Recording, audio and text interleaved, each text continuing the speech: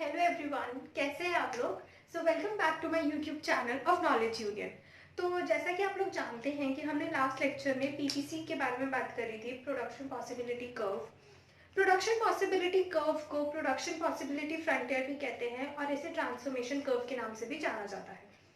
So production possibility curve जो है, it is a graphical representation. हमने डेफिनेशन के बारे में पढ़ा ही था। It is a graphical representation of various combinations of two goods. तो that means सिर्फ two goods ही involve है। अब two goods का मतलब होता है two group of goods.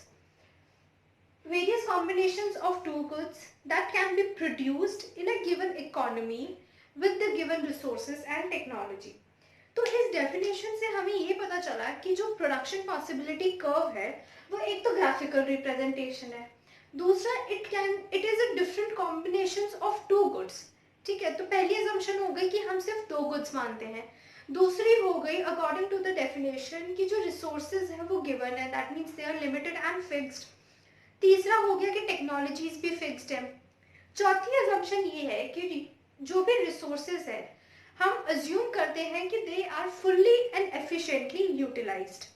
जो भी रिसोर्सेज है, जितने भी रिसोर्सेज है, वो फुल्ली और एफिशिएंटली यूटिलाइज्ड होते हैं।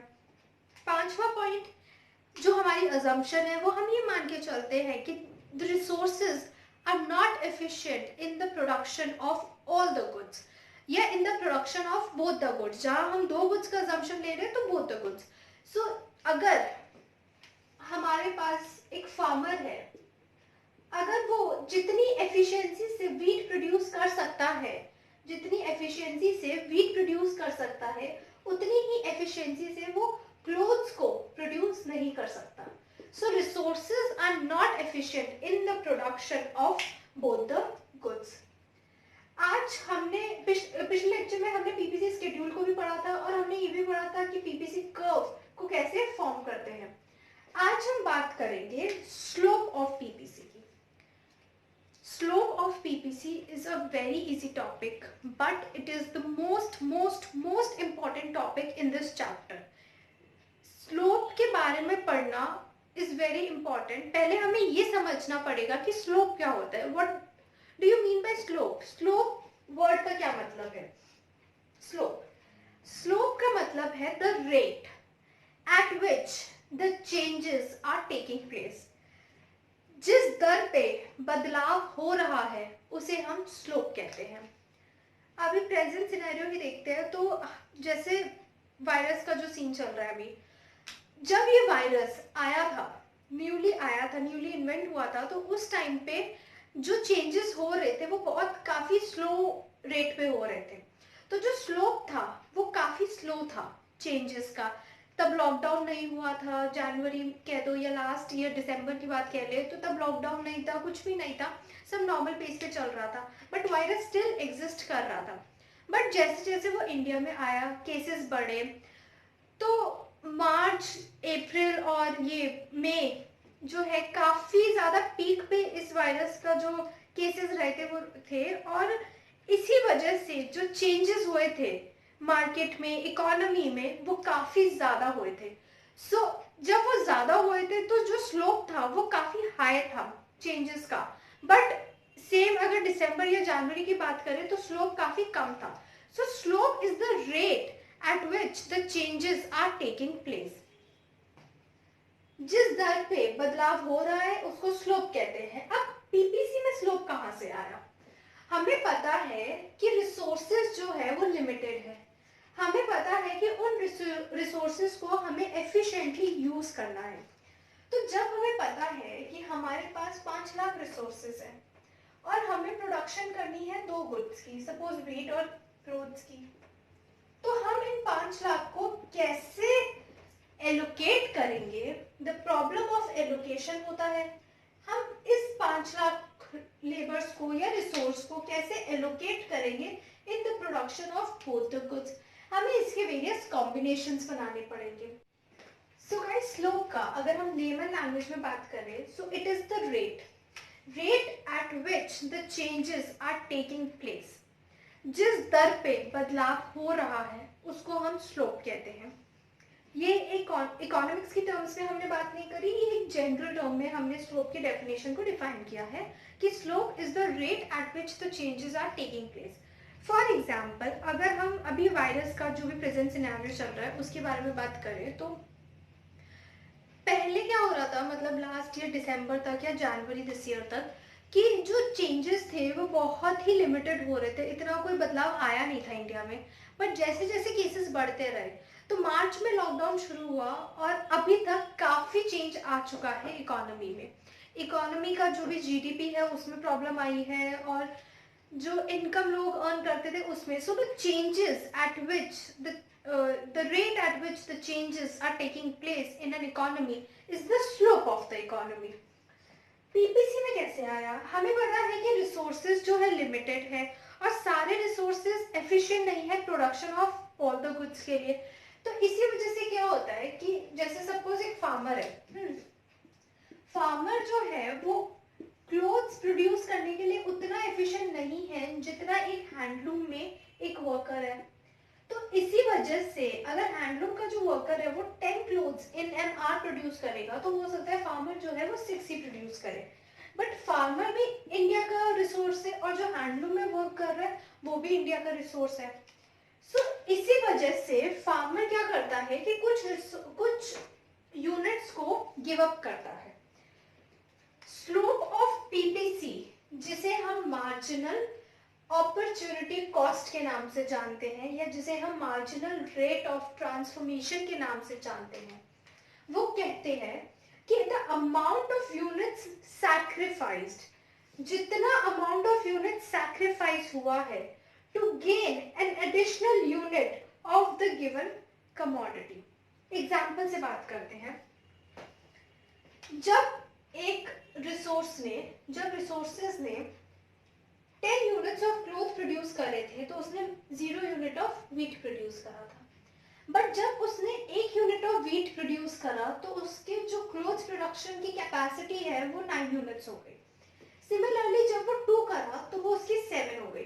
तो आप देख रहे हैं कि यहाँ पे जो है वो 1 कम हुआ था। बट जैसे जैसे प्रोडक्शन ऑफ वीट बढ़ता रहा तो जो प्रोडक्शन की कैपेसिटी है वो कम हो गई। ये जो कैपेसिटी है ना गाइस, इसको हम रेट कहते हैं। जब उसने 1 यूनिट ऑफ वीट प्रोड्यूस किया तो 1 यूनिट ऑफ क्लोथ्स को उसको गिव अप करना पड़ा, सैक्रिफाइस करना पड़ा जिसे हम कहते हैं। जब उसने एक और यूनिट, यहाँ पे 1 से 2 पे आया है, तो उसने जब एक और यूनिट वीट प्रोड्यूस किया तो वो 9 से 7 पे हो गया।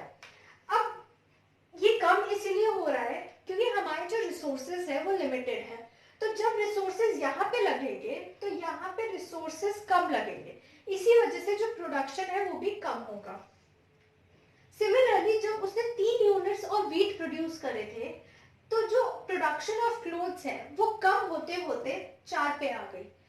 पर आप देख रहे हैं दर कितना कम हो रहा है। यहाँ पे 1 कम हुआ था, यहाँ पे 2 कम हुआ, यहाँ पे फिर सडनली 3 कम हुआ और यहाँ पे 4 कम हो गया। और जैसे यहाँ पे 1 बढ़ा, 2 बढ़ा, 3 बढ़ा, 4 बढ़ा, तो यहाँ पे बढ़ तो कम रहा है बट जो घट रहा है वो ज्यादा घट रहा है। तो this is the amount of sacrifice, या आप जिसे लॉस भी कहते हैं, and this is the amount of gain. ये सैक्रिफाइस हो रहा है, ये गेन हो रहा है। तो यहाँ पे एक सैक्रिफाइस हुआ है तो एक गेन हुआ है। या फिर हम नेक्स्ट सपोज बात करते हैं तो यहाँ पे हमने 2 को सैक्रिफाइस किया है और यहाँ पे 1 को गेन किया है। तो definition of marginal opportunity cost जो है, जिसे हम स्लोप ऑफ पीपीसी कहते हैं, वो कहती है कि the amounts of unit sacrificed, कितना भी सैक्रिफाइस हो, amount of unit sacrifice, suppose 2 sacrifice किया था, यहाँ से यहाँ पे आए थे तो हमने 2 को कम किया था, so as to gain an additional unit. An additional unit का मतलब है 1 यूनिट। तो यहाँ पे हमने 1 यूनिट का गेन किया, यहाँ पे हमने 1 यूनिट का गेन किया, यहाँ पे जब 3 से 4 पे आए तो भी हमारा 1 यूनिट का गेन हुआ। बट जो सैक्रिफाइस हुआ वो 4 का हो गया। तो वही वो कह रहा है कि amount of unit sacrificed of one unit so as to gain an additional unit of the given commodity is known as the marginal opportunity cost. Marginal rate of transformation, ये जो है ये हमारा एब्सोल्यूट टर्म्स में होता है, but marginal rate of transformation जो है वो रेशियो के टर्म्स में आता है. ये जो रेशियो है, ये जो रेशियोज है, इसको हम कहते हैं MRT, marginal rate of substitution. और जिस दर पे, मतलब ये जो नंबर्स है जिस पे कम हो रहा है, इसको हम एमओसी कहते हैं. अपॉर्चुनिटी कॉस्ट के बारे में हम लोगों ने पढ़ा था कि the next best alternative forward. तो जो नेक्स्ट बेस्ट ऑल्टरनेटिव, अगर क्लोथ्स प्रोड्यूस नहीं करेगा तो वीट प्रोड्यूस करेगा, अगर वीट नहीं करेगा तो क्लोथ्स करेगा. सो ये एक दूसरे की ही नेक्स्ट बेस्ट ऑल्टरनेटिव है. तो जब उसने 7 unit of cost clothes produce किया तो उसने 2 यूनिट्स ऑफ वीट प्रोड्यूस किया. जब उसको 2 यूनिट्स ऑफ वीट प्रोड्यूस करना पड़ा तो उसको 2 यूनिट्स ऑफ क्लोथ्स को गिव अप करना पड़ा. तो जो रेशियो है units of one good sacrificed, जितना वो सैक्रिफाइस हो रहा है upon the units of another good gain, जितना वो गेन हो रहा है उसको हम एमआरटी कहते हैं, जिसे हम कहते हैं मार्जिनल रेट ऑफ ट्रांसफॉर्मेशन.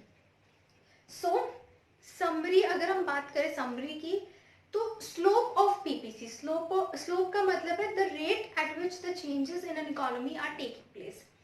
अब हम बात करते हैं पीपीसी के स्लोप की. तो पीपीसी के स्लोप को कहा जाता है मार्जिनल अपॉर्चुनिटी कॉस्ट या फिर मार्जिनल रेट ऑफ ट्रांसफॉर्मेशन.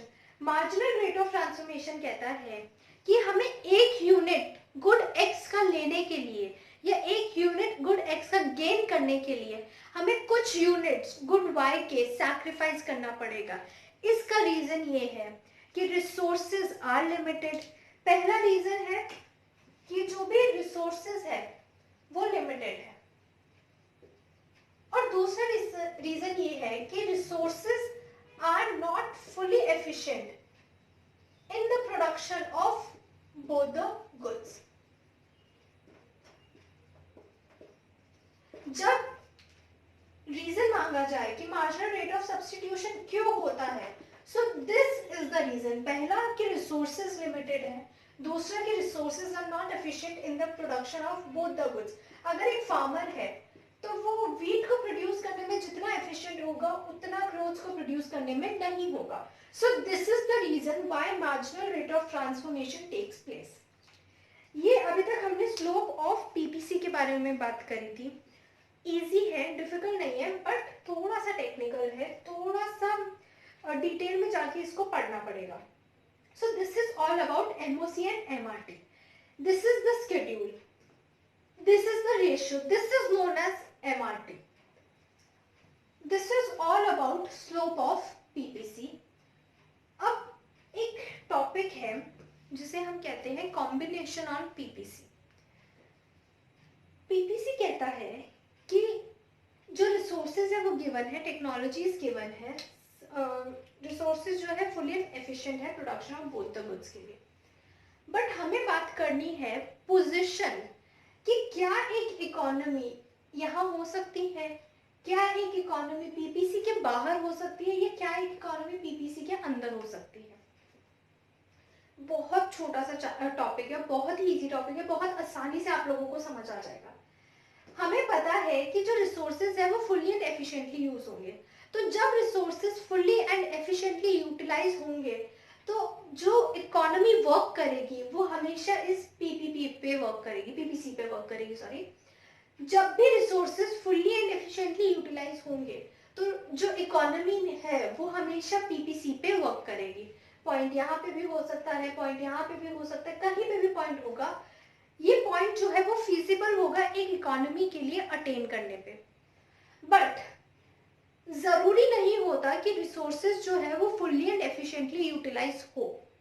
जब resources fully and efficiently utilise नहीं होते तो जो इकोनॉमी है वो पीपीसी के अंदर किसी भी पॉइंट पे हो सकता है, ये पॉइंट यहाँ हो सकता है यहाँ हो सकता है यहाँ हो, कहीं पे भी पीपीसी के अंदर वर्क करेगी. या जो भी प्रोडक्शन होगा जब वो एफिशिएंट नहीं होगा इतना कि इकोनॉमी पीपीसी पे वर्क करे तो वो पीपीसी के अंदर वर्क करेगी. So any point under PPC, under this curve represents under utilisation of the resources.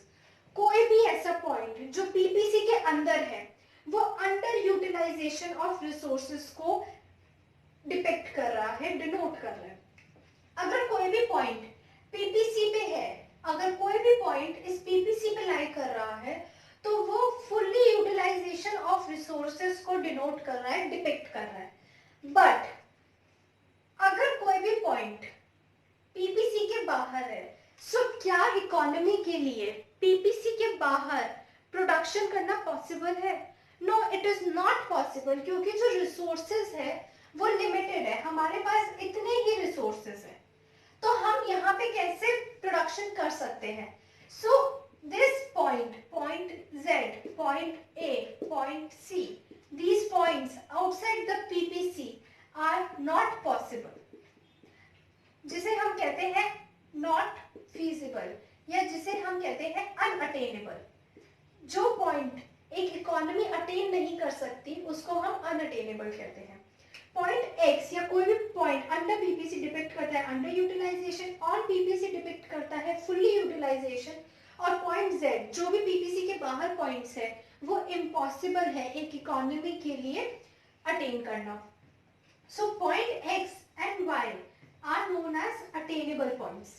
They are attainable points. और जिसे हम कहते हैं feasible points, क्योंकि वो इकोनॉमी के लिए feasible है ना अटेन करना।